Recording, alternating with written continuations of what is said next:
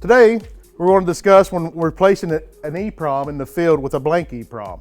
As you notice, we put a blank EEPROM in this board and we have a U200 E163 error code. U200 directs us to the main outdoor unit. The 163 means the EEPROM error. With the help of our SNET converter, we're going to program the EEPROM in the field. Now that we're at the computer, we have SNET Pro open and connected to the system. To program the EEPROM, we're going to click on the Add-on tab.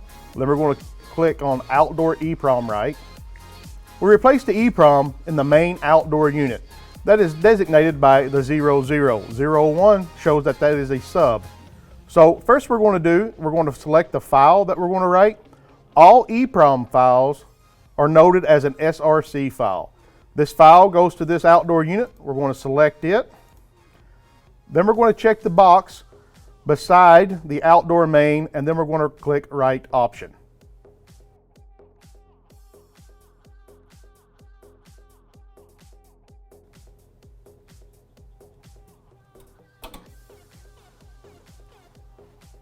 Now that the download is complete, you'll now have to go back out to the outdoor unit, set it up as a main or a sub, and if it's a main, set up the number of indoor units. If it's a heat recovery, the number of MCUs as well. Thank you. For service manuals and other documentation, please visit our website at samsunghvac.com or use our Samsung HVAC mobile app to download any technical documentation. Thank you.